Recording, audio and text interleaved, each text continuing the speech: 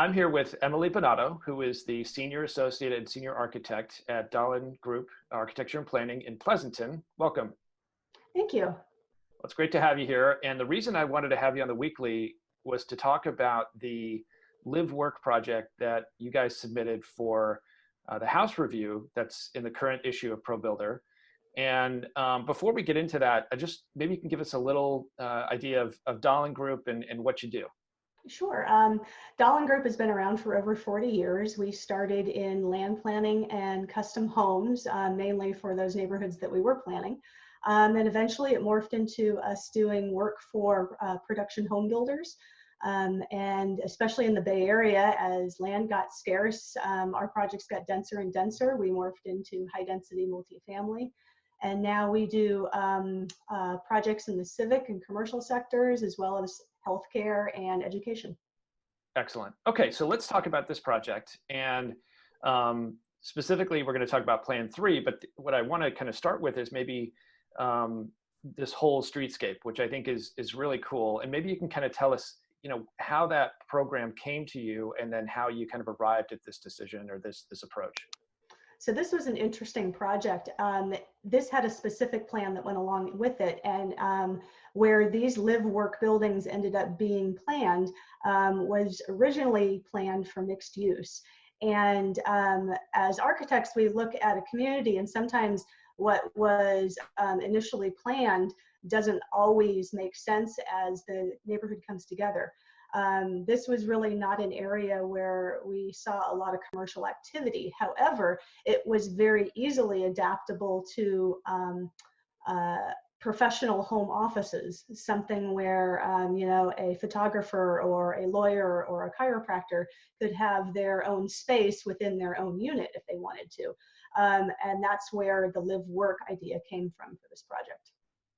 That's great. That's great. And to be able to look at that and see that potential. And then, so you created these spaces. And what I really liked about what you did, both on the elevation and the plan, which we'll take a look at in a minute, but the elevation, how you structured it, designed it so that the workspace, if you will, looks like a workspace. And then there's kind of a subtle entrance to the residential space. Maybe walk us through this elevation, how you executed it. That was really important to us because as a homeowner, you don't necessarily want clients knocking on your front door. And we really wanted to direct clients to the office space. And so, larger windows, sometimes storefront windows and doors will work well versus a residential looking front door where you would enter to the residence. The fact that they are split and easily identifiable made a difference here. And above your office entrance, you can also hang a sign, something subtle but noticeable that would direct people to your office. That's terrific. And what I also liked was that, as you said, I think alluded to earlier, was that this is live work, but you don't necessarily have to have the same people working there that live there. So if I own my 3-story townhome with the workspace at the street level, I could lease that out as a workspace, or conversely, I could lease out the residential and live somewhere else and just work in that space. Absolutely. The key to these type of projects is flexibility. So the homeowner could be using that space as their home office. They could rent it out. They could even use that space as part of their residence if they wanted to. But the flexibility comes in the fact that it is a space that is locked off from the rest of the house. So while there could be a door between the office space and the house, there doesn't have to be if you were to lease it out. There is a dedicated bathroom to this space, and obviously a dedicated entrance. Right, and so that's a good point to jump into the plan a little bit. So talk to me about what, for a workspace, and you mentioned kind of the street frontage and making that obvious and something where people go there rather than knock on the front door of the house. But from a standpoint of once you get in the workspace, what was important to include there? You mentioned a dedicated bathroom. Mhm. Dedicated bathroom, dedicated storage, and then we like to leave these as wide open spaces so that whoever is using the space can really uh, lay it out the way that they need. Some may throw an interior wall in there to separate the spaces. Some may just want a wide open space. And then upstairs is the living space, and you've got that separated. How have you arranged that area?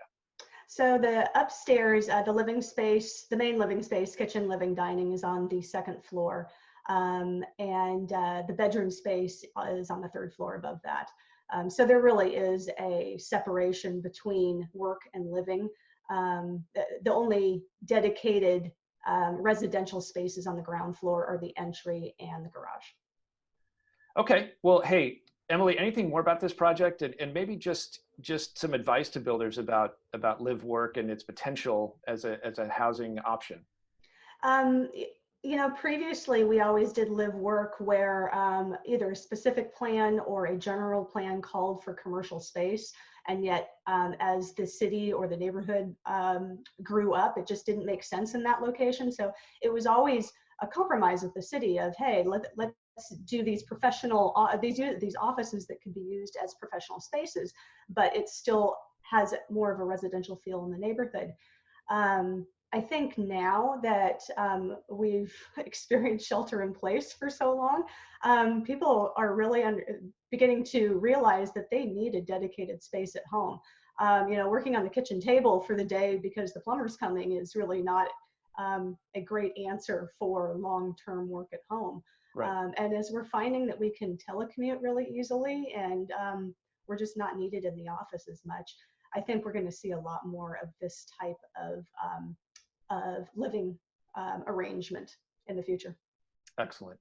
Emily, thanks so much for being with us. This has been terrific. I think viewers of the weekly and readers of Pro Builder are going to get a lot out of this, and I appreciate your time. Great. Thank you very much.